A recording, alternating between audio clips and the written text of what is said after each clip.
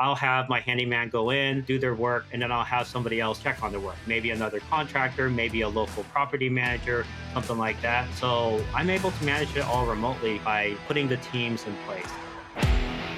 Welcome to the Freedom Point Real Estate Podcast, where we talk about creating more time freedom through passive real estate investing. Passive investing in real estate challenges conventional investment wisdom. We are passionate about learning and sharing resources with others who are ready to transform their investing mindset. Quick disclaimer as always, I am not a CPA, I am not an attorney or a financial advisor. This is not financial advice, not telling you or anyone else what to do. The views and opinions expressed in these podcasts are provided for education and informational purposes only and are not necessarily the views of my employer. I'm glad you're here. Now let's dig in.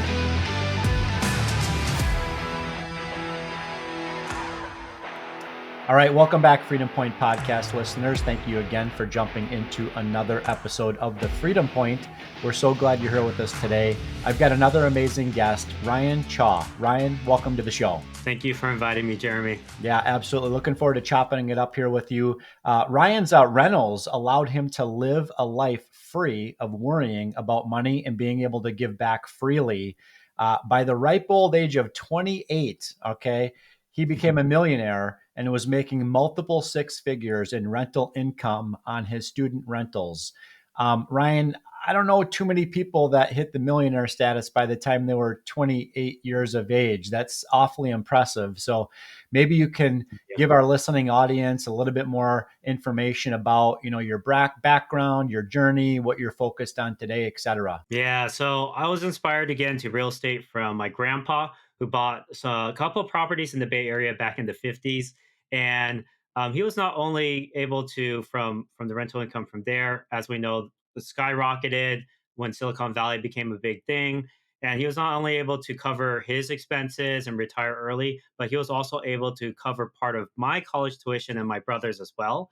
So I was like really appreciative of that. And I realized that real estate is one of the best ways to create generational wealth, right? So I got started as soon as I can with my own money. I graduated as a pharmacist in 2016 or 2015, sorry, and I bought my first rental in 2016. I worked a lot of overtime from 7:30 a.m. to like 10 p.m. or 11 p.m. at night. So I was working these what we call double shifts at the hospital, and I did that for I want to say the first 2 or 3 years just to save up a lot of capital to buy real estate. And from there, I bought my first property in Stockton, California, near my alma mater college, where I went to for pharmacy school. And I basically rented out to pharmacy students and other grad students. But generally speaking, I rent out to college students. So I would take a house, really large square footage house, maybe 1,500 square foot or more, and I'll rent out to 5 or 6 students. And I'll charge each student anywhere from $600 to $700 per room. And so let's say I get to 6 bedrooms, 600 times 6 is 3,600. Or if I charge 700 a month per bedroom, that will be 700 times 6, which is $4,200 per month in rental income. And so I was getting that per property essentially, right? And that allowed me to make enough cash flow to continue to reinvest and buy one property a year. That's what I did. I bought one property a year in California. And then from there, I started expanding to out of state, which had even lower priced houses. So that made even more cash flow. And then, like you said, by the time I hit 28, that's when my net worth went up past 1 million. And just that was just from appreciation because I'm in California. 2021 obviously was a big year for real estate. But yeah, I was able to also retire early. So last year, I quit my pharmacist job when I was 31. And so I did pharmacy for 8 years, loved it, but I also am able to really focus on more of the things I'm passionate about. And I'm also able to help others who are trying to get into real estate as well. Yeah, that's great. I appreciate the background there, Ryan. And again, awfully impressive journey. But I am curious, why this niche of large single family student housing as opposed to maybe small multifamily? Yeah. So I do actually have small multifamily as well. I have a couple of duplexes, three of them. Each one has 5 bedrooms each side, so that's 10 bedrooms total. 10 bedrooms times 650 per month is 6,500 a month. So those are doing very well as well. But honestly, it just depends on the area. So if I am really close to the college, a lot of times most of the housing that's available nearby the college is single family homes. So that's what, happens a lot of times. But I can get in for a very low, well, a lower barrier to entry because I'm just buying a single family home that could be anywhere from 200,000 to maybe mid 300,000. Now in California, it might be, 400 or 500,000. But usually I can buy like a 300K or 200K house and rent out 6 bedrooms to make 3,600 to $4,200 a month. Yeah, that makes sense. And do you have a specific underwriting tool or model that you're using when you determine whether or not it's a go, no go on a specific property that you're looking to acquire? Oh yeah, definitely. So you want to always start off with like the market research, figure out what are the neighborhoods that students are really talking about and love to stay in, especially grad students. And so I will basically search for a top college. So I'll invest near a college that has a lot of grad programs like pharmacy degree, MD, nursing degree, etc. And so most of the people I bring in will be like nurses or people doing their residency, medical residency, or medical fellowship, or something like that. And then from there, I kind of look on Reddit and I'll type in basically whatever the university is. John Hopkins University, best places to stay off campus, and I'll figure out where the neighborhoods that students are really talking about that is like the go-to place for graduate student housing. And a lot of times, these colleges they might provide enough housing for undergrads, but they don't provide any housing for grad students. Most times, that's the majority of the cases, just because they're not required to, I guess. And so a lot of times you'll have like 2,000, 3,000 grad students that have no housing on campus. So they have to stay or they have to live off campus. And for you to charge, only $600 or $700 a month versus the on campus will charge you like 1,000 or 1,200 a month. Plus you have a meal plan. Plus you have to live with a roommate in a small cramped room. It just makes sense for a lot of students. Yeah, that makes total sense to me. And I know that you're located in Northern California, and that's kind of where you got your or cut your teeth, in the real estate space. But I also know that you've expanded to other markets, including markets in Ohio and Alabama. So why maybe those specific markets? And are there some challenges with the fact that you don't have local boots on the ground in those areas? Yeah, I think that's a big I think a lot of people are intimidated by investing out of their state because there's kind of that feeling that you don't have enough control over the situation versus if you're able to just drive down there and fix all the issues. Honestly, everything can be managed virtually nowadays because of the internet. Because if if you're not on the ground, you can always find a contractor, find a good handyman that will be your boots on the ground, and you can always have checks and balances. So I'll have my handyman go in, do their work, and then I'll have somebody else check on the work. Maybe another contractor, maybe a local property manager, something like that. And so I'm able to manage it all remotely by putting the teams in place. I think that's the biggest thing is having the teams and systems in place. Yeah, that makes total sense. And I would like to unpack a little bit more on this transition from what I call being a drug dealer to we'll call it a real estate dealer, right? Going from being in pharmacy to now a multi-million dollar rental portfolio. What was really that turning point that made you realize that real estate is actually your true calling and not what you had gone to school to learn and ultimately thought you were going to be pursuing this path of being a pharmacist, which is in many cases is a very well sought after and relatively lucrative, high paying occupation. Yeah. Honestly, I think when I got into pharmacy, I was I almost felt like I was living a life that somebody else told me that I should be living, right? I do enjoy, of course, helping people. I love that aspect of pharmacy, and I love how you use your brain and you use some creativity in pharmacy. But it never was my ultimate calling. I always felt like I was trying to live somebody else's life, and I always wanted to kind of have my own thing, be my own boss, be able to have control over my situation versus having an employer control my income. And there's obviously a cap to that amount of income as well. Versus if you start your own thing, there's unlimited upside, but of course there's more risk of downside as well. So I always felt like I was kind of an entrepreneur because I was drawn towards that and being my own boss. And so that's why I got into real estate, as I had more control over my life, my finances. If something goes wrong at the house and I'm not making enough income, then I can always fix that, right? I can always improve, and I can always make my place nicer for students, and can increase the rent over time. And so I just, I really loved that aspect about real estate. Plus, my grandpa was an inspiration, as you know, right? So I saw he did it, I saw it worked well for him. And so I believed in it so much that I just went full speed ahead with it. It makes sense. I'd like to push back on you a little bit because I know that there are pharmacists in the space today that are not working for one of these, 8,000 pound gorillas. There are independently owned and operated pharmacies all across America. So why not go the franchise route or the small business, pharmacy, route? Why? I mean, you can scratch your entrepreneur itch as a pharmacist just the same way as you can in real estate.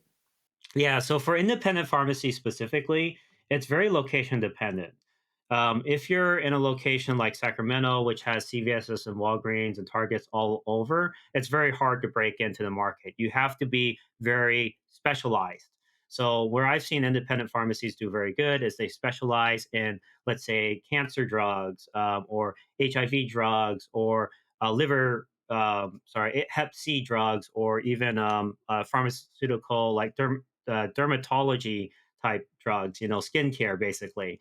And those pharmacists do pretty well. But right now, a lot of the markets are saturated, especially with CVS, Walgreens, and Rite Aid. So it's a little bit harder to get started, and plus you have to take out a lot of capital and all of that to do that. And there's a lot of regulation, and so it's a little bit of a longer journey. I wasn't as drawn to it because of that, and I didn't really want to move from my place in Sacramento, 2 hours drive away to start my own independent, so I could capture a bigger customer base.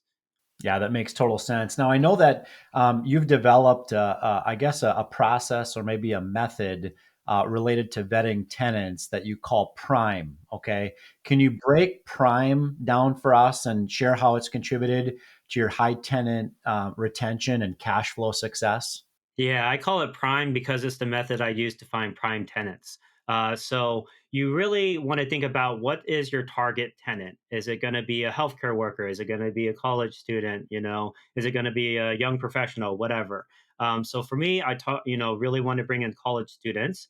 So the P stands for placement of ads. So I ask myself, where can I place my ads where the students will see it? Otherwise, if you're just marketing just for the sake of marketing, you might be fishing in an empty pond. You want to get in front of their faces. So, student bulletin boards, college, Facebook housing groups. There might be some affiliate websites that the college has for off campus housing, that type of stuff. So, P stands for placement of ads. R stands for reviewing social media and their background. So, a lot of times I will, if they contact me on Facebook, I will take a quick look through their Facebook profile, make sure they're not, smoking, doing drugs, doing a lot of partying, that type of stuff. So I will actually try to review that when I can. Um, or LinkedIn profiles, that type of stuff as well. And then I stands for, I'm forgetting this one right now. It stands for identifying the type of tenant. So if they are a tenant who is, always asking for things, is very needy, I might not want to bring them into my property, because that could mean problems later down the road with other housemates and stuff like that. M stands for measuring responsiveness. So the more responsive they are, the more responsible they are. So if they're getting their paperwork in really quickly and everything, then I can probably assume that this is going to be a good tenant who might help out around the house as well, if they're very responsive with all that. And then E stands for ensuring proof of income. So basically, you want to make sure that they can afford the rent. So either it'll be their parents paying. If that's the case, you never have to worry about unpaid rent, because what parent is going to stop paying rent for their child, right? And most times it's the parents paying. for their college kid. Now, if they have a stipend from the school, or maybe they have financial aid, or they might be taking out student loans, those are all ways that they can, use to pay the rent.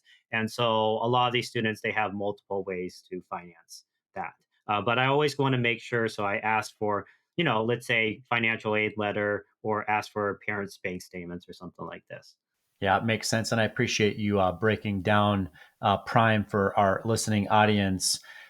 Many that listen to this podcast are real estate investors, but more so in the multifamily space. So most certainly, those operators or sponsors out there that are operating, two, three, 400 unit multifamily properties, ought to be using the Prime method or something similar to that process as well. I'm Zach Haptonstall, CEO and co-founder of Rise 48 Equity. Our goal is to help you protect and grow your wealth by investing in large multifamily apartment buildings. We do all the work as far as sourcing these large apartment buildings from the brokers, doing all of the on-site management with our vertically integrated property management company, doing all the renovations with our vertically integrated construction company. We completely rebrand the exteriors. We will renovate the interiors to our full platinum level scope, which increases the value of the asset to get that profit margin for the investor. If you'd like to learn about how you can partner with us on these exciting opportunities, and go to our website and set up a call with our team.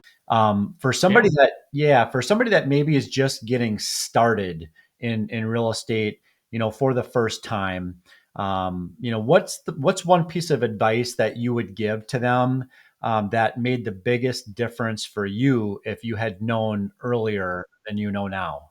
Yeah, I would just really vet and find the right team. So I've, had some really poor realtors before, and man, it makes a big difference in terms of negotiating the deal. So you want to interview your realtors, you want to interview your contractors, your lenders, maybe if you hire property management, if you bring an accountant down the road, or lawyers, you always want to vet them and read what others have to say about them, as well as do your own little interview.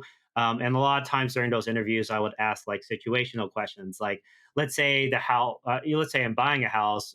Let's say there's multiple offers, right? What would you do in that situation, right? How would you handle that? So you really want to dive deep into that before you choose that agent, so that you know that they're gonna have a method and they have a plan to handle the like situations like that, for example. So I always would say start with just really vetting the people you work with. You really want to get a rock star agent, because usually rock stars work with other rock stars.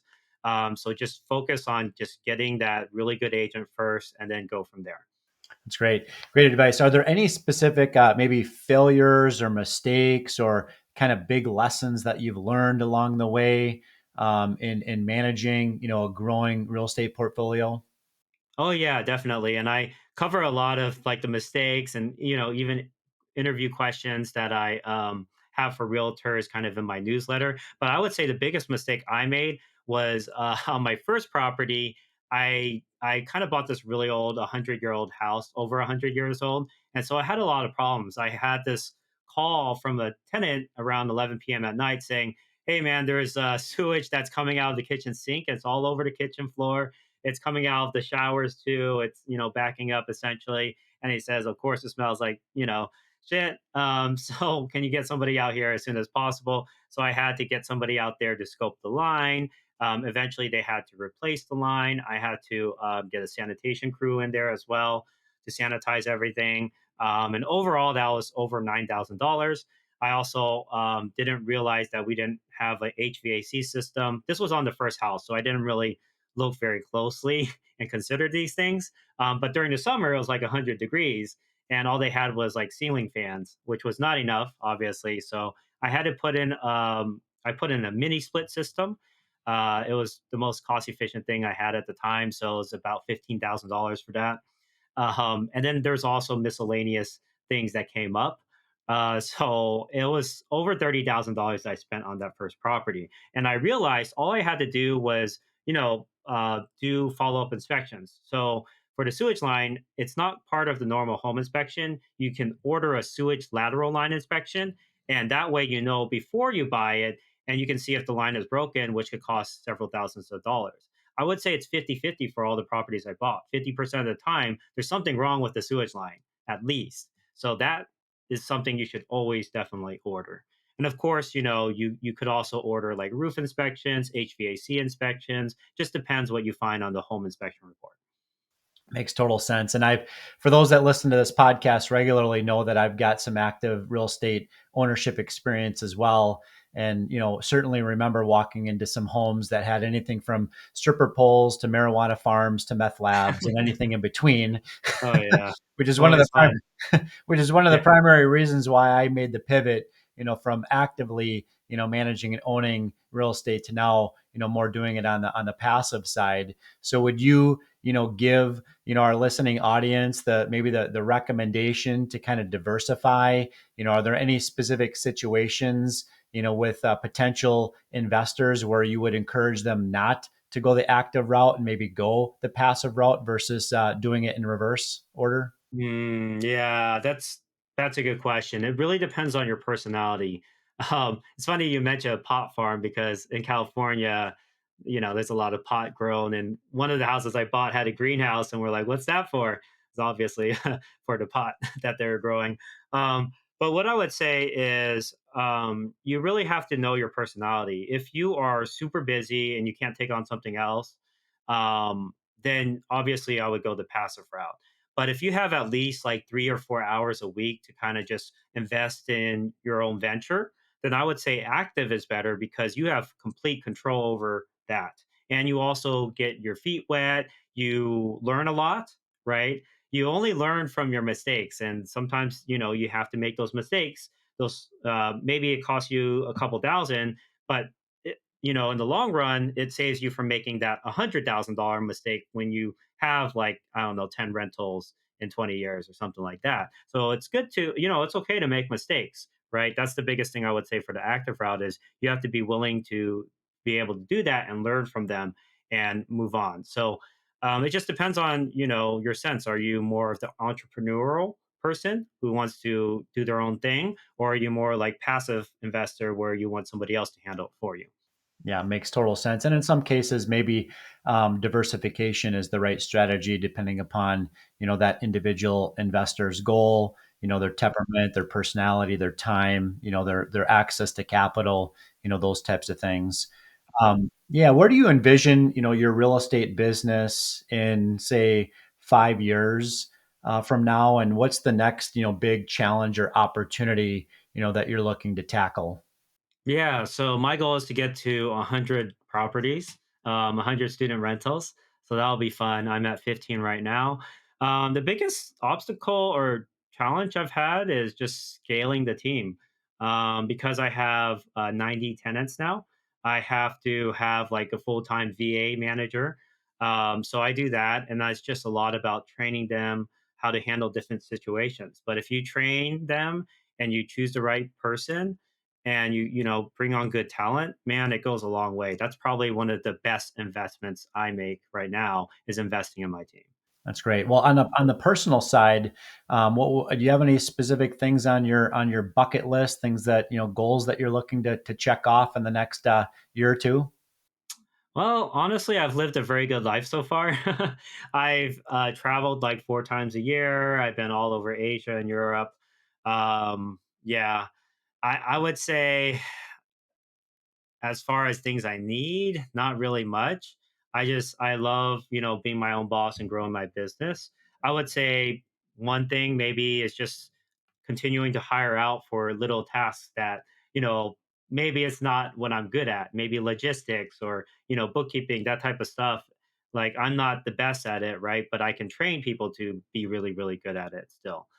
So just doing that a little bit more will probably make my life a little bit more comfortable. Yeah, absolutely. And it'll probably free up some time so that you can continue to acquire more properties and get to your 100 goal sooner. So Yeah, exactly. Eventually, I want to be just focused on acquisitions, right? And then everyone on the back end, the operations kind of takes care of itself, which is getting there. It's like, I want to say 70, 75% of the way there for sure.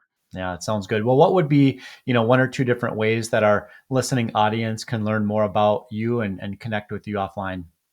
Yeah, so you can get my free PDF that goes through my student housing strategy, some of the obstacles that I encountered, mistakes I made, what I learned, all that type of stuff. It's at www.newbierealestateinvesting.com/guide. That's www.newbierealestateinvesting.com/guide. And newbie is spelled NEWBIE.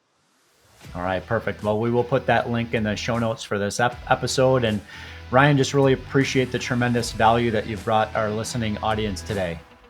Oh, yeah, of course. No problem, Jeremy. Absolutely. And listening audience, thank you again for jumping into another episode of The Freedom Point. We look forward to having you join us on the next episode. Thank you for hanging out with us today and for listening to the Freedom Point podcast, powered by Starting Point Capital. This show is for entertainment purposes only. Nothing said on this show should be considered financial advice. Before making any financial decision, please consult with a professional. This show is copyrighted by the Freedom Point podcast. Written permissions must be granted before syndication or rebroadcasting. If you're interested in connecting, you can find contact information at startingpointcapital.com.